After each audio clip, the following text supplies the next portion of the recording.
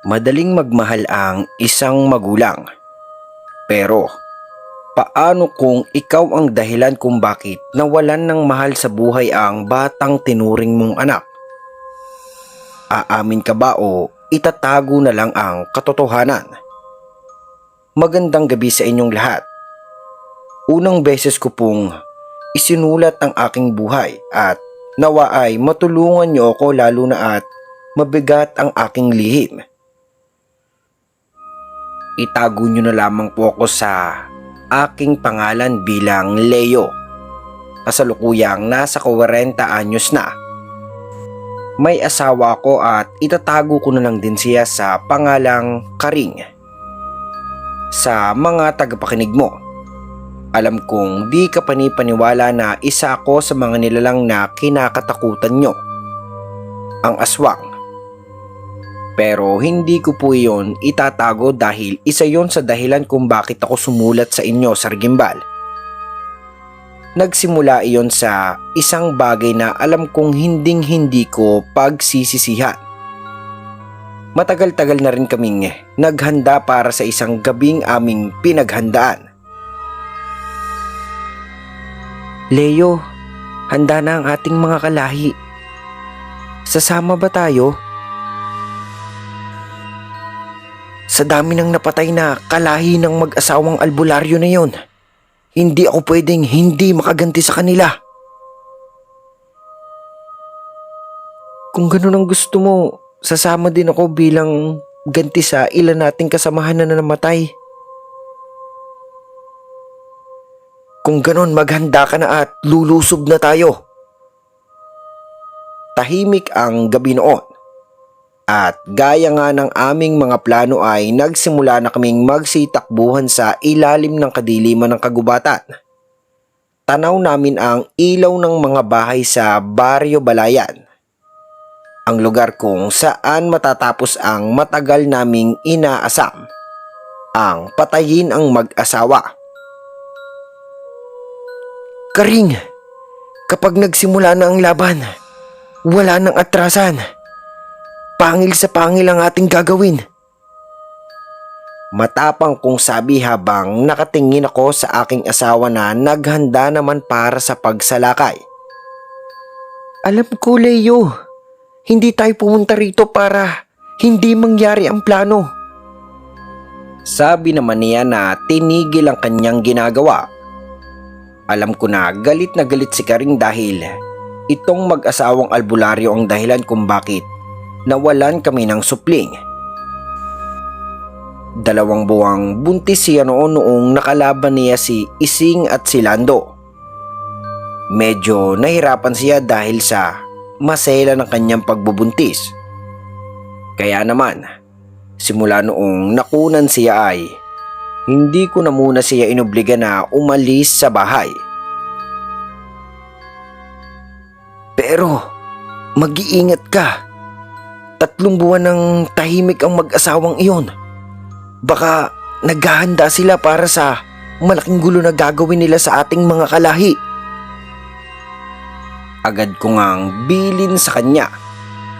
Magaling sa pakikipaglaban ang 2 albularyo at marami na tong napatay na aswang. Matagal na kaming ilag sa mag-asawa dahil wala pang nakakatalo sa kanila. Buhat pa noon. Kaya naman simula noong nalaman ko ang galit na nabuo ng aking mga magulang ay pinag-aralan kong mabuti ang bawat atake na gagawin ng dalawa. Hindi ako pwedeng magtigil at maghintay ng bagong mga kalahi na mamamatay. Tama lang talaga na sumama ako para makapaghihinti man lang ako kay Ising. Kinuyom ni Karing ang kaniyang palad at kitang-kita ko na nagngangalit na ang kaniyang mga ngipin. Pero hindi ko siya masisisi sa kaniyang nais gawin. Bitbit namin ang galit na ilang taon naming inipon ay agad nga po kaming nakarating sa baryo. Ilan sa amin ang napatay ng mag-asawa. At yun ang dahilan kung bakit galit na galit kami. Noon di ko yun pinansin pero nang mapatay nila ang kapatid ko at ang aking mahal na ina, doon ako nagkaroon ng pag-iisip na balikan sila kahit anong mangyari. Nang malapit na kami sa gitna ng baryo, nagbigay ako ng hudyat sa mga kasamahan. Sa bahay na may punong mangga sa harap, nandoon sila nakatira. Mas maigi yata kung tayo na lang ang tumapos sa mag-asawa at sa kanila na ang mga sibilyan. Seryoso ba kayo na kayo na lamang mag-asawa ang susugod sa bahay nila Ando? Matagal na namin pinaghandaan ang pagkakataong ito. Kung ganyan ang plano nyo at gusto nyo ring mangyari, mag-aabang na lamang ang ilan sa ating mga kasamahan sa palibot ng bahay ng mag-asawa para kung sakaling nasa panganib kayo ay agad kaming paparoon. Salamat, Dolpo. Sige na, humayo na kayo. Sige, kami na ang bahala sa mga tao. Humayo na kayo at kami na ang tatapos sa kanilang dalawa. Sige. Lumipad na parang mga anino sa ere ang aming kasamahan. Kanya-kanya sila ng direksyon para marami kaming maging biktima. Yung iba naman naming kasamahang aswang ay nagmistulang usok na bumalot sa paligid dahil nagsama-sama sila. Pinunturyan nila ang ibang mga nasa baryo dahil nababalitaan namin na nagtuturo na rin ang mag-asawa ng paraan para mapatay kami. Pero kaming mag-asawa ay sa iisang direksyon lamang nagpunta, kundi sa bahay ng mag-asawa. Leo, sa likod tayo. Ikaw sa bintana, ako sa bubungan. Walang dapat makakatakas sa kanilang dalawa. Sige. Pero mag-iingat ka, Karing. Hindi natin alam ang kanilang mga plano. Oo, Leo. Pinag-aralan ko na ang kanilang mga kilos. Wala kang dapat ipag-alala. Ngayon na ang tamang oras para makapaghiganti tayo. Tumango ako saka ko ipinakita ang anyo ko bilang aswang. At gaya nga ng aming plano ay agad akong nagtungo sa may likod bahay.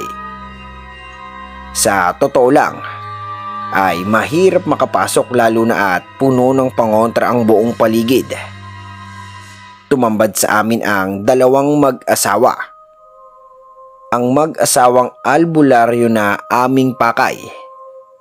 Nakatayo sila sa gitna ng sala. Hawak ang kanilang mga gamit na kinakatakutan namin. Krus, langis at buntot ng pagi. Kamusta na kayo mga kaibigan? Nakikilala niyo pa ba kami? Mga kampon kayo ng demonyo. Hindi kayo makakapasok sa lupa naming banal. Sa ngalan ng Diyos, pinapalayas ko kayo. Sigaw ng dalawa habang ako naman ay nakapasok sa bintana. Pumatak ang langis sa balat ko matapos nilang ihagis ito sa ere. Napaso ako at di ko alam ang gagawin. Basta ang alam ko ay wala itong kasing sakit.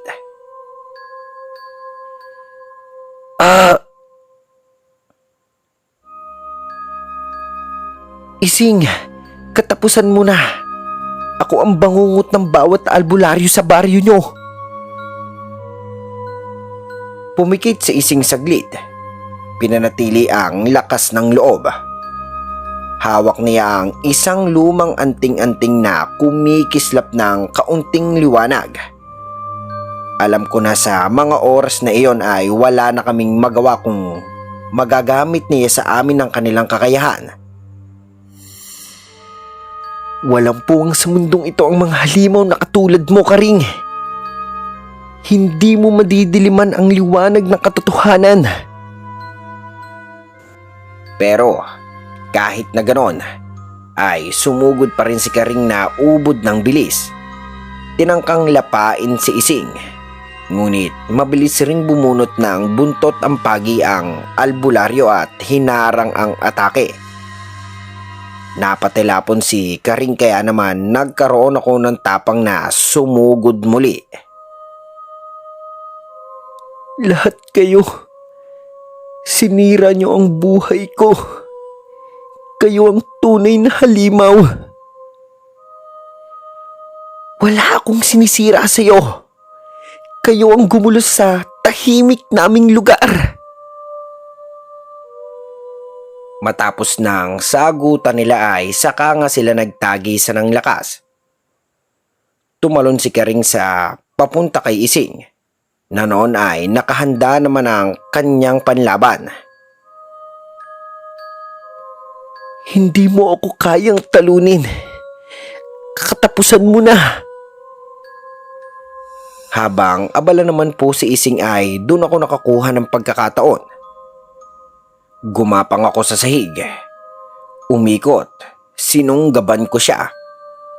Binangga ko siya sa mesa at sinabayan ko ng matinding pagkasakmal sa kanyang leeg. At bago nga po makalapit si Karing kay Ising ay nagawa ko ng baliin ang leeg ng albularyong si Ising. Rinig ko ang pagkabali ng buto nito sa leeg bago ito tuluyang mamatay. Mga hayop kayo, wala kayong puwang sa mundo. Agad ngang nilabas ni Lando ang buntot ng pagi pero dahil sa kaniyang galit ay di niya namalayan na pasunggab pala ang isa naming kasamahan. Hindi niya yun nakita dahil nakasentro ang atensyon nito sa amin ni Karing. Nang gabing iyon na ang mga huling araw na magkakaroon kami ng bangungot. Pagkakataon na rin sa wakas. Biglang sinakmal ni Karing ang liig ni Lando at lahat kami masaya sa nangyari. Isang ungol ang kumawala sa bibig ni Lando. Isang impit, tapos wala na. Tapos na. Wala nang babalik pa. Ngayon, pwede na tayong umalis. Kinuha nga ng aming kasamahan ang bangkay ng mag-asawa. Ihahandog namin iyon sa aming pinuno bilang katagumpayan ng aming mga plano. Pero papalabas na kami ng may biglang anong iyak yun? Amoy sariwang dugo mula sa sanggol. Sandali, hahanapin ko. Isang mahinang iyak ang nagmula sa ilalim ng katre. Dahan-dahan akong lumapit. Hinawi ang mga lumang banig at kahoy. At doon ko siya nakita. Isang sanggol na parang nasa 3 buwan pa lamang. Namumula sa lamig habang kawag ng kawag sa ilalim. Ang muka'y basang-basa ng luha. Sa tabi niya, may kwintas na may krus. Karing, may anak sila. Baka ito ang dahilan kung bakit nanahimik sila ng ilang buwan. Hindi pwede to. Kailangan na nating umalis. Iwanan na natin yan. Papatayin ba natin siya? Hindi. Hindi tayo pwedeng magdala ng anak ng tao, Leo. Kung malalaman ng pinuno, tapos tayo. Lalo na at anak yan ng ating kaaway. Pero, isa siyang sanggol, Karing. Walang muwang. Wala siyang kasalanan. Ganon din ang sinabi ko bago sunugin ng mga magulang ng batang iyan ang kapatid ko. Naawa ba sila? Anak siya ng kaaway, Leo. Di mo ba yun naaalala? Hindi tayo gaya nila, Karing. Sanggol ito.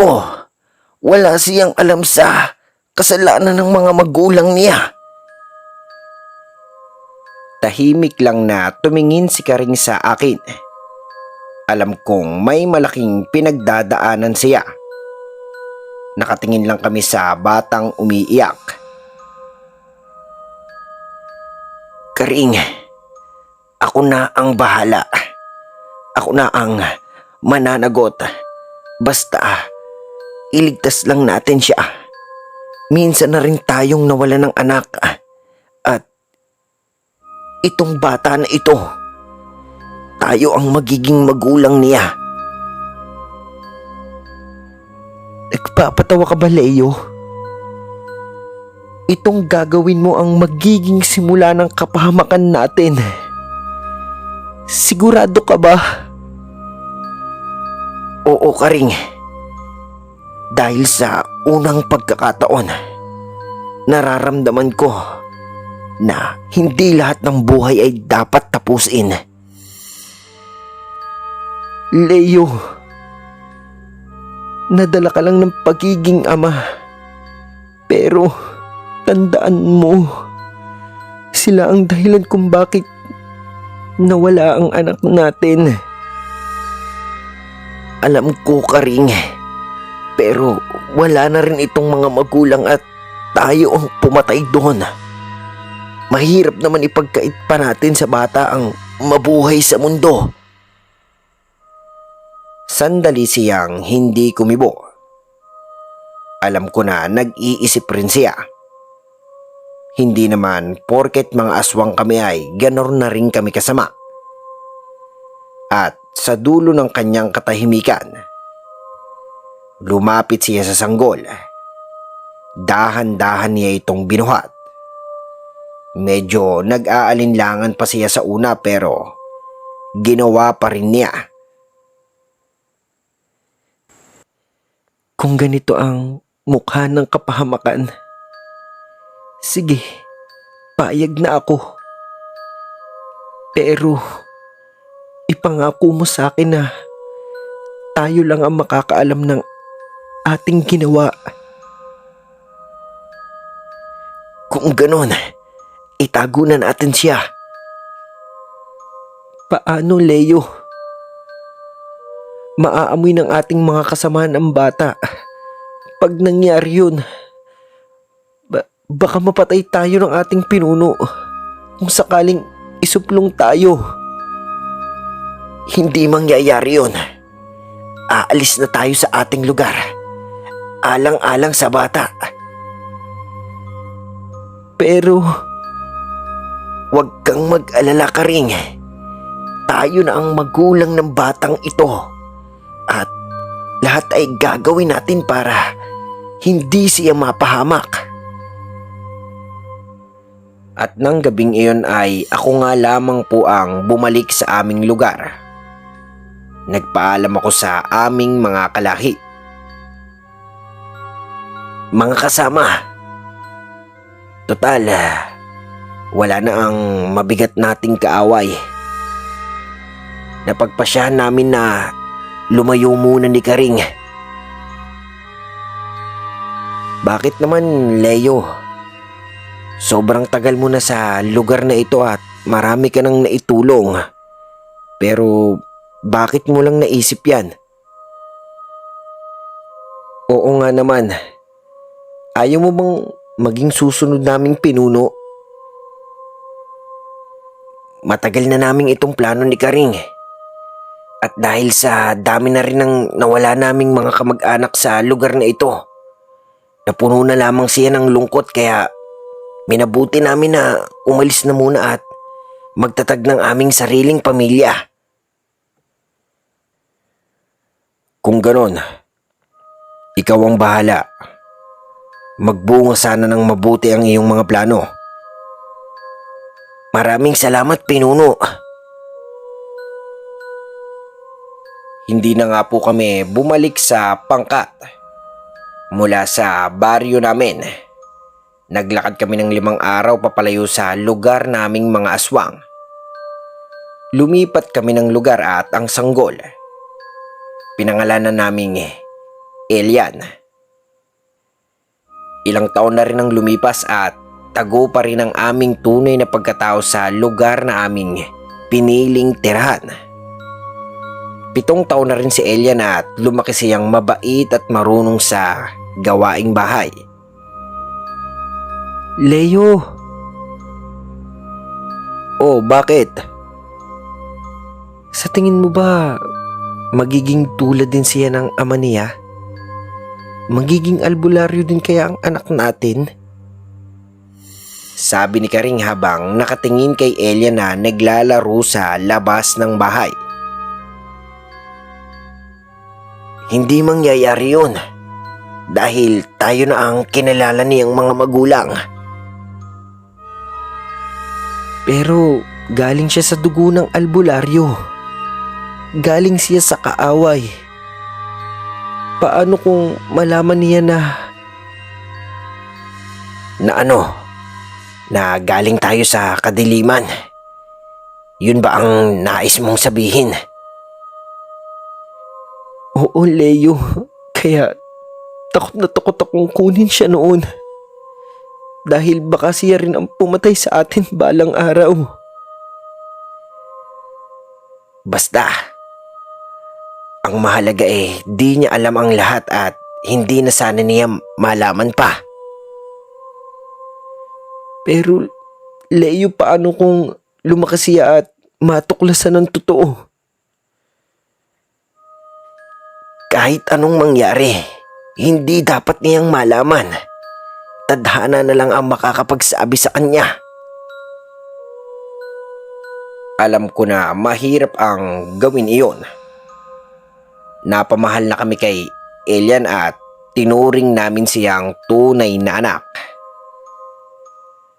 Mahirap para sa amin ni Karing na sabihin sa bata ang totoo, lalo na at kapalit nito ang bagay na aming kinakatakutang mangyari. Hanggang sa isang araw ay sinama si Elian ng isa sa kaniyang mga kaibigan. Pero sa hindi inaasahang pangyayari ay, Uy, Elian! Bakit? Ba't di ka pa rin lumalangoy? Takot ka ba sa tubig o baka kasi hindi ka marunong? Hindi, gusto ko lang dito. Bilin sa akin ni Itay ay wag akong lalangoy ng di siya kasama. Duwag. Di ako duwag. Nag-iingat lang ako, Berto. Ang sabihin mo, Elian, duwag ka, duwag. Hindi totoo yan. Susumbong kita kay tatay. Sinong tatay? Yung lagi mong kasama? Bakit hindi kayo magkamuka? Oo nga. Ang puti mo Siya parang nasunog. Ampon ka, no? Ampon? Hindi ako ampon. Bakit nga hindi kayo magkawig? Sila mukhang uling tapos ikaw mukhang sinubsob sa alikabok. Hindi totoo yan. Hindi ako ampon. Baka ikaw ang ampon. Tabatchoy. Tabatchoy pala Ito sa'yo. Kita ko na biglang tinulak ni Berto si Elian na agad naman natumba sa gilid ng ilog. Naamoy ko ang sariwang dugo mula sa siko at tuhod ng aking anak-anakan. Aray ko! Buti nga sa'yo, ampon! Tumayo si Elian. Nanlilisik ang mga mata. Nanginginig ang kamay, saka ito lumapit kay Berto na natatawa pa sa itsura ni Elian. Sabi ko sa'yo, tigilan mo ako eh. Napaatras si Berto nang makita niya kung paano magalit si Elian. Ayaw ko na nakikipag-away ang aking anak, kaya naman namagitan na ako. Hoy, magsiuwi na kayo mga bata. Tay, uwi na tayo anak. Alam ko na masakit para kay Elian na tuksuhin siya ng kaniyang mga kalaro. Sino ba naman, Sir Gimbal, ang di magtataka? Mistiso si Elian pero kami ni Karing ay kapwa kayumanggi ang kulay. Pagka-uwi nga namin ay agad na yumakap ang bata kay Karing, na noon ay naghahain ng tanghalian. Oh, anong nangyari sa'yo? Bakit ka umiiyak? Paano kasi? Inaway na naman ni Berto. Talaga lang yung batang yan. Lagi nilang pinapaiyak ang anak natin. Nay, tay, ampun po ba ako? Nagkatinginan kami ni Kari.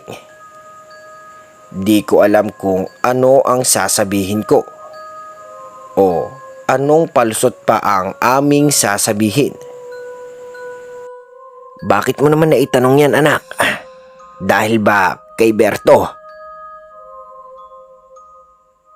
Bakit po ba hindi niyo ako kamuka? Hay naku anak, ikaw kasi pinaglihi ko sa buko kaya sobrang puti mo. Kami naman ni tatay, pinaglihi sa uling.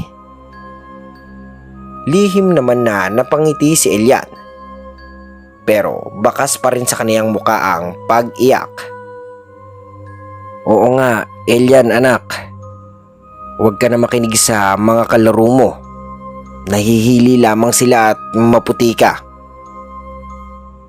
Pinahid ko ang kaniyang luha at mula naman sa kaniyang braso ay naamoy ko ang dugo na umaagos sa braso niya.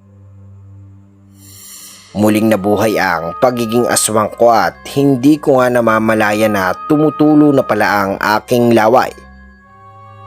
At si Karing, kita ko na balisa kaya agad itong kumuha ng panyong basa para alisin ang dugo sa sugat ni Elian. Tay, bakit po kayo naglalaway, tatay?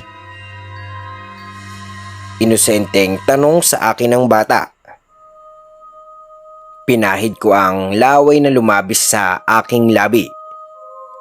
Umigting ang aking pangil pero hindi ko yon pinahalata. Masarap kasi ang luto ng inay mo anak. Kaya natakam na ako kumain. Pagsisinungaling ko habang nilalayo ang aking paningin sa bata. Ako din tatay, gutom na po ako. Agad na nilantakan ni Elian ang sinabawang talbos ng kamote. Lihim naman na nagkatinginan kami ni Karing. Alam namin sa isa't isa na kahit ilang beses naming tangkaing mabuhay ng normal para kay Elian, andun pa rin talaga ang tuksong patuloy na lumalapit sa amin. Kaya noong gabing iyon, habang mahimbing na natutulog si Elian, nag-usap kami ni Karing. Anong gagawin natin? Hindi ko nang pigilan ang pagiging aswang natin. Paano kung mapahamak si Elian? Alam ko, Karing, pero wala tayong magagawa. Aswang tayo at si Elian, tao siya. Yun na nga, Leo. Ilang beses ko nang tingnan ka na kumain ng hayop pero ang mas kinakatakutan ko, paano kung malaman ni Elian na kakaiba tayo? Hanggat hindi tayo nahuhuli, walang makakaalam. Maliban na lang kung mahanap tayo ng ating mga kalahi. Sir Gimbal, di talaga namin alam kung anong gagawin. Ayaw namin na malaman ni Elian ang totoo. Pero lumaki siyang mapagtanong at parang gustong alamin ang lahat. Mahirap para sa amin ni Karing pero nagawa naming pagbawalan siya sa lahat ng bagay. Sa takot na maging daan ito para mabunyag ang katotohanan. Ilang taon na ang lumipas at naging binatilyo na si Elian. Nag-aral na rin siya at kinayod namin ang kaniyang pag-aaral hanggang tumungtong siya sa huling baitang ng elementarya. Matalino siyang bata at kahit nga di kami nag-aral ni Karing, alam kong ginawa namin ang lahat para maging marunong siya. Pero isang gabi, Sir Gimbal, matapos kong lumantak ng inahimbaboy, sa kabilang baryo ay kumalat sa lugar na aming tinitirhan ang pangyayari. Itay, alam mo ba ang nangyayari ngayon sa ating baryo? Hindi. Ano yun, anak? Tanong ko naman pero sa loob-loob ko, alam ko na ang kaniyang ibabalita. Sa kabilang baryo, usap-usapan yung gumagala daw na aswang.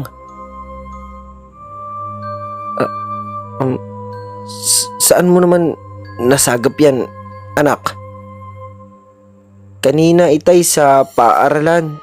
Baboy daw kasi ni Cabaldo ang kinain ng aswang. Narinig naman ni Karing ang aming usapan kaya naman lumapit na ito. Dala ang nilagang kamote at saging. Hay nako, huwag ka nga maniwala sa ganyang kwento, Elian. Hindi totoo ang aswang. Lihim naman kaming nagkatitigan ni Karing matapos niya sabihin ang mga katagang iyon kay Elian. Sa totoo lamang, di namin alam kung tama ba na hindi namin iyon sabihin sa anak namin dahil baka lalo siyang magtanong ng mga pangyayari na naganap sa aming baryo. Pasensya na, inay, pero ano yun? Sabi kasi sa akin ni Berto, nakita daw niya kayo sa kabilang bayan at si Itay daw ang pinaghihinalaan nilang aswang. Bigla akong nagulat sa mga sinabi sa akin ni Elian. Tama naman siya na ako nga ay nasa kabilang bayan. Pero hindi ako ang pumatay sa baboy. Sinong may sabi niyan? Si Berto po. Sa pangalan ni Berto na binanggit ni Elian ay biglang kumunot ang noo ni Karing. Umigting na naman ang aking panga. Parang umihip ang malamig na hangin mula sa labas na parang nagdaragdag ng kaba naming mag-asawa. Elian, kilala mo naman si Berto. Bata pa lamang ay sinungaling na iyon. Lumapit si Karing at hinaplos ang likod ni Elian. Ramdam niya ang pagkabahala ng bata. Pero, bakit po naroon kayo? Anong ginagawa niyo doon? Elian, naghahanap ako ng pwedeng pagtrabahuhan. Inabot na ako ng gabi. Huwag mo na alalahanin ang mga bintang ni Berto. Walang halong katotohanan iyon. Oo nga, Elian. Huwag mo na lamang patulan ang mga sinasabi nila. Pilit na ngumiti si Karing. Pero baka sa mga mata ang takot, hindi lang sa mga tanong ni Elian, kundi sa mga bagay na kayang gawin ni Leo kapag nasukol ito ng mga tao. Ganun po ba? Sige po. Ayaw ko lang po na napagbibintangan kayo ni Berto na aswang kayo. Sa gabing iyon, habang natutulog si Elian, tahimik na kaming nagkatitigan ni Karing. Mga matang puno ng lihim at pangambang baka isang araw malaman ng bata ang lahat. At sa oras na iyon, baka malaman niya ang tunay niyang pagkatao. Leo, ikaw ba ang may kagagawan nung sinasabi ng anak mo? Hindi. Kaya nga, lubos akong nagtataka sa mga nangyayari na patayan sa kabilang baryo. Kung ganun, isa ba sila sa mga kasamahan natin? Yun na nga rin ang iniisip ko, Karing. Baka nakaabot na sa baryo natin ang ating mga kasama at malaman nila ang tungkol kay Elian. Anong gagawin natin? Kahit anong tagaw natin sa ating anak, hindi natin madidiktahan ng tadhana, Leo. Umalis na tayo sa baryong ito. Hindi naligtas si Elian. Oo, tama ka. Pero, paano natin ito sasabihin kay Elian? Basta bahala na. Mahalaga, di tayo maabutan ng ating mga kalahi. Baka pag nangyari yun ay matanong tayo kung ano ba talaga sa Elian. Kung ganun, kailangan na natin magmadali pa. Wala na tayong oras. Kilala mo ang mga kalahi natin, Leo. Alam ko, Karing. Baka mapasama pa tayo kay Pinuno pag nalaman niya ang ating pagpapalaki sa anak ng ating kaaway. Habang nag-uusap nga kami ay bigla na lang nagsalita si Elian sa likurang bahagi namin. Sinong kaaway? Inay, Itay? Bigla nga kaming napalingon. Saka kami nagkatingi na ni Karing. Nagtutudyuhan paano namin ipapaliwanag sa anak namin ang kaniyang narinig. Anak, oo, may kaaway tayo sa lugar na ito kaya hindi pa nga ako nakakapagsalita ng tapos nang maamoy ko ang aming mga kalahi na paparating. Alam kong hinahanap nila ang bahay namin para kami ay kamustahin. Tama man ang kanilang pakay pero iyon ang aking lubos na kinakatakutan. Ang malaman nilang tao si Elian at anak ito nila Ising at Lando. Elian, mamaya ko na sa iyo papaliwanag ang lahat. Bakit po? Ano pong problema? Basta, kailangan nyo na umalis ng nanay mo. At kahit nga nagtataka ay sumunod na lamang si Elian. Wala na silang dalapalis dahil sa agar nilang pagtakbo. Naiwan naman ako sa bahay na nag-aalala pa rin sa aking mag-ina. Ilang minuto matapos makaalis ng aking mag-ina ay dumating naman ang tatlo sa aking mga kalahi. Kamusta, Leo? Dito na pala kayo nakatira? Oo, matagal-tagal na rin kami dito. Pasaan nga pala kayo? Gustong gusto ko baguhin ang kanilang atensyon, lalo na at bakas pa rin ang amoy ni Elian sa bahay namin. Pinapahanap ka ng pinuno natin. Ikaw na ang aming susunod na pinuno kaya nararapat lang na bumalik ka na sa ating lugar. Pero ayaw kong maging sunod na pinuno. Pero ikaw ang itinakda, Leo. Wala ka nang magagawa pa. Bumalik na kayo ni Karing sa baryo dahil sa susunod na pagbilog ng buwan. Doon gaganapin ang pagtatalaga sa'yo.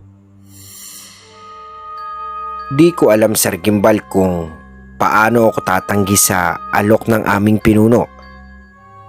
Alam ko kasi na kung mangyari iyon, matatali kami ni Karing sa obligasyon. Mahalaga pa naman para sa akin ang tungkuling iyon, lalo na at di naman talaga ako normal na tao. Matagal ko na ring pinangarap na maging pinuno balang araw. Pero sa ngayon, hindi ko alam kung matutuwa ba ako o hindi dahil kay Elian. Sige, pag-iisipan ko. Pero sa ngayon, di ko pa alam. Babalik kami dito anumang oras para alamin ang pasya mo, Leo. Oo nga pala, asan si Karing? Nais kong ipabatid sa kanya ang balita. Pasensya na pero umalis siya kanina lamang. May pinuntahan daw siya. Di ko na lamang natanong kung pasaan si Karing. Hindi ko nga pala natanong. May anak ka na ba? Medyo kinabahala ko ang mga tanong na iyon. Buti na lamang at wala nga si Eliang gamit sa labas. Sige, Leo. Aalis na kami. Babalik kami para sa desisyon mo. Pagkaalis nga nila ay dun lamang ako nakahinga ng maluwag. At nang malaman ko na malayo na sila ay dun lamang ako umalis para sundan ng aking mag-ina. Nadatnan ko nga sila sa baba ng bundok. At nang makita ako ni Elian ay alalang-alala siya sa akin. Itay, anong nangyari? Sino po sila? Wala na sila, anak. Pero kailangan na nating umalis sa lalong madaling panahon. Bakit po, Itay? Anong atraso natin sa kanila? Elian, sinabi ko na sa iyo.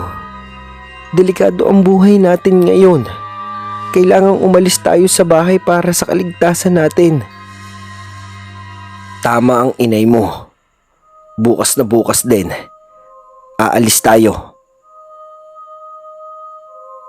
Saan naman po tayo pupunta? Paano po ang pag-aaral ko? Ang hanap buhay nyo? Huwag mo na muna isipin yun, Elian. Mahalaga, buhay tayong lahat. Lalo ka na. Mahal na mahal ka namin ng tatay mo. Agad naman na naniwala sa amin si Elian. At kinabukasan nga ay agad kaming umalis sa bahay namin. Dala ang ilang gamit ay lumusong kami papunta sa bayan. Hindi ko alam ang patutunguhan namin pero ang alam ko, kailangang maitago namin si Elian sa mga aswang na katulad naming mag-asawa. Naging mabuti naman sa amin ang pagkakataon. Pagkadating sa bayan, nakahanap kami ng maliit na bahay sa tabi ng palengke, malapit sa kalsada, pero medyo tago mula sa karamihan. Sa bawat araw, sinusubukan naming mabuhay ng normal. Si Karing, madalas sa palengke para magtinda ng gulay na aming tanim pa sa bundok. Ako naman, nagtatrabaho sa maliit na pagawaan ng kahoy. Si Elian, palaging kasama ang isang bata sa plaza, naglalaro ng hole na takbuhan. Pero kahit nasa bayan na kami, hindi pa rin nawala ang kaba. Lalo pa ngayon, mas marami ang tao, mas maraming mata, at mas madaling kumalat ang mga balita tungkol sa mga aswang. Kaya nga todo doble ingat kami ni Karing, lalo na at talagang mahirap paglabanan ng mga bagay na nakasanayan na. Isang gabi, habang natutulog si Elian, nag-usap kami ni Karing sa maliit na mesa sa loob ng bahay. Maingay pa rin sa labas. May mga tambay na nagiinuman. May nagtitinda ng balot. May dumadaan na kariton ng paninda. Pero sa loob namin, napakabigat ng katahimikan.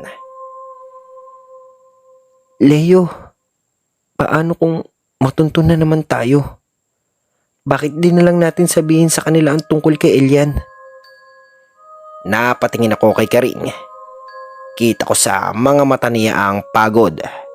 Hindi lang sa katawan, kundi sa loob at sa kaniyang damdamin. Madali lang sabihin, Karing, pero paano naman kung mapahamak ang anak natin? Isa lang ang naisip kong paraan, Leo. Ano yun? Sabihin na natin ang buong katotohanan kay Elian. Saka tayo bumalik sa ating baryo. Sa sandaling marinig ko ang sinabi niya, parang biglang huminto ang ingay sa labas. Pakiramdam ko, kahit yung nagbebenta ng balot, biglang tumahimik. Karing, napamahal na tayo kay Elian. At ayoko na baka kamunghian niya tayo na parang di niya na tayo kilala. Biglang umagos ang luha ni Karing. Napayuko siya. Hinahagod ang mukha niya ng palad. Ako naman, hindi alam kung yayakapin ko siya o tatayo para umalis at huminga sa labas.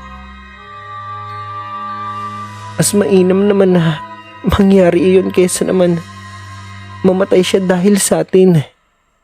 Minsan na natin kinuha ang buhay ng mga magulang niya. Ayaw ko naman na pati siya mawala ng dahil sa atin. Napatahimik ako sa gimbal sa bawat salitang binitawan niya sa akin. Habang sinasabihan nga ako ni Karing ng mga bagay na iyon, mas lalo na naman akong nagkaroon ng pag-iisip na ilaban ng bata. Pero sa mga panahong ito, nais ko talaga ng opinyon ng iba. Mahirap po talaga para sa akin na makitang nasa peligro si Elian. Pero mas ayaw ko na makitang hindi na niya kami makilala bilang mga magulang niya. Kinabukasan, maaga akong nagsaing. Pagkamulat ko pa lang, agad kong naramdaman ang bigat sa dibdib ko. Para bang may nakapatong na bato at kahit anong pilit kong bangon, ramdam ko pa rin. Nakita ko si Karing sa maliit naming mesa. Hawak ang tasa ng kape pero hindi niya iniinom. Ako naman, nag-aayos ng gamit. Pilit na kunwari abala. Kahit alam kong pareho kaming magulo ang isip. Biglang lumabas si Elian mula sa maliit niyang kwarto. Halatang bagong gising pa pero agad kong nakita sa mga mata niya ang pagtataka nang makita kami ni Karing. Inay? Itay? Anong problema? Wala anak. Walang problema. Pero kita ko sa mga mata niya na hindi siya naniniwala. Naglakad siya papalapit kay Kering. Hinawakan ang kamay ng nanay niya. Parang naghahanap ng sagot sa matagal na niyang nararamdaman pero hindi niya maintindihan. Sabihin niyo na po, Inay, Itay. Ano po ba talaga ang problema? Napaluha si Kering. Pinahid niya agad. Pero kitang-kita ko kung gaano siya nanghihina. Bakit po kayo umiiyak? May nagawa po ba akong mali? Wala anak. Wala kang mali. Kung ganun po, bakit po kayo umiiyak, Inay? Elian, masyado ka pang bata para alamin ang mga bagay-bagay. Darating ka rin sa panahon ngayon, anak. Bakas pa rin sa aking anak ang pagtataka. Alam ko na hindi sapat ang mga bagay na aking sinabi sa kanya. Huwag po kayong mag-alala, Inay. Pag malaki na ako, hindi na kayo iiyak pang muli. Mag-aaral po ako ng mabuti para sa inyo. Sa narinig ko mula sa kanya, pakaramdam ko bigla akong nauntog sa katotohanan. Para bang may humila sa akin pabalik sa realidad. Hindi ko lubos maisip na sa kabila ng lahat at sa kabila ng mga kasinungalingan, sa mga lihim na itinago namin sa kanya ay kami pa rin ang iniisip niya. Hindi ko na malayang napayuko ako. Biglang bumigat ang mga mata ko at bago ko pa ito mailabas ay pinigilan ko na agad ang luha sa mga mata ko. Salamat, anak. Huwag na po kayo maging malungkot.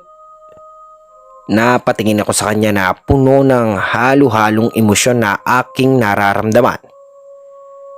Ngumiti siya sa amin. Isang ngiti na punong-puno ng pangarap at inosenteng pagmamahal. Hindi niya alam kung gaano kalalim ang sugat na dala namin. Hindi niya alam kung gaano kabigat ang katotohanang tinatago namin sa likod ng bawat yakap at halakhak. Pero kahit na ganon, umaasa ako na balang araw ay maiintindihan niya rin kami at kahit imposibleng mangyari iyon. Hanggang ngayon po talaga, Sir Gimbal, ay di ko pa rin alam ang gagawin ko.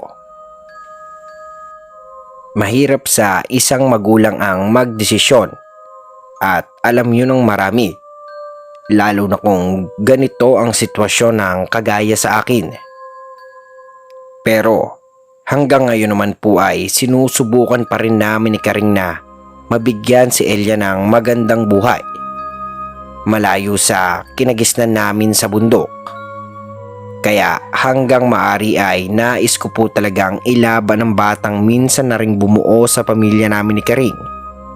Kahit na kami rin ang sumira sa dapat buong pamilya niya. Oo nga, at mga aswang kami. Kinakatakutan ng marami. Isa kaming bangungot ng ilan. Kwento ng gabi. Halimaw sa iilan. Pero sa totoo lang, isa lang ang kinakatakutan naming dalawa ni Kering. Hindi iyon bawang, hindi buntot pagi, hindi albularyo, kundi isang batang minsan naming tinangkang patayin.